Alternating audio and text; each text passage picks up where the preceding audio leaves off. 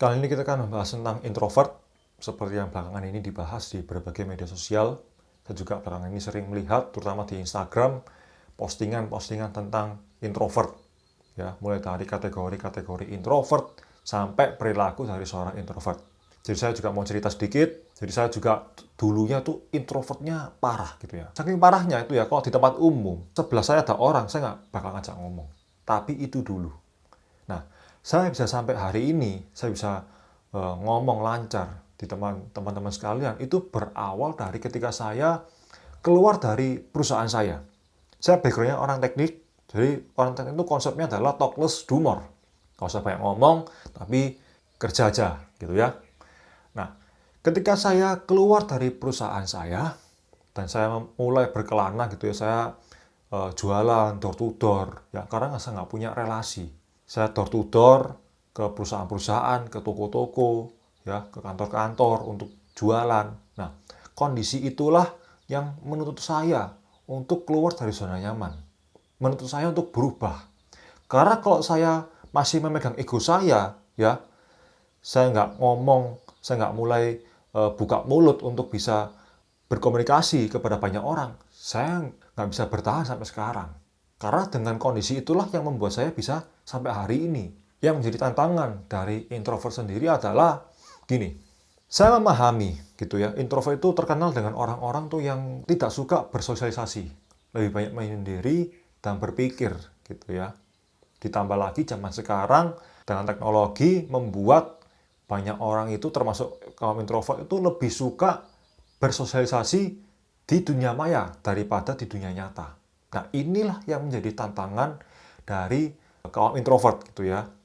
Sebuah survei membuktikan setelah saya baca beberapa buku gitu ya, ada sebuah buku yang bercerita di Korea Selatan, kurang lebih sekitar 30% fresh graduate kesulitan mendapatkan pekerjaan hanya karena dia tidak mampu mentransfer apa yang menjadi gagasannya, ya, apa yang menjadi pemikirannya dia, sehingga dia kesulitan mendapatkan pekerjaan. Nah, itulah yang jadi tantangan di zaman sekarang. Yang harus dirubah dari kaum introvert adalah bagaimana hari ini kaum introvert itu juga harus bisa berelasi, berbaur dengan banyak orang, dan berkomunikasi. Jadi penting sekali untuk bisa mempelajari dan mengembangkan hal ini. Karena kalau kita tidak mampu berelasi, kita tidak bisa berkomunikasi, kita pun juga kesulitan untuk bisa mendapatkan apapun yang kita inginkan. Karena bagaimana orang bisa tahu value kita kalau kita tidak bisa menyampaikan pemikiran kita, menyampaikan ide kita yang menjadi dasar dari value kita. Nah, sekarang bagaimana supaya kita sebagai introvert mulai bisa mengembangkan kemampuan berelasi dan berkomunikasi kepada banyak orang, terutama kepada orang-orang yang tidak kita kenal sebelumnya. Yang pertama adalah kita harus memutuskan untuk berubah, ya. Tadi saya sudah cerita tentang efek kalau kita terus memelihara ego kita nggak berusaha untuk aktif mulai berbicara, mulai berkenalan dengan banyak orang, ya. Itu dulu. Memutuskan untuk berubah, kita belajar bagaimana supaya kita bisa berelasi dan berkomunikasi kepada banyak orang. Berikutnya adalah mulailah dari sebuah hal yang kecil, misalkan katakanlah di komunitas misalkan. Ya, komunitas apapun yang kita suka. Misalkan katakanlah kita komunitas pecinta kucing, pecinta anjing misalkan. Nah, kita mulai ikut komunitas, kita mulai aktif gitu ya, nyapa duluan.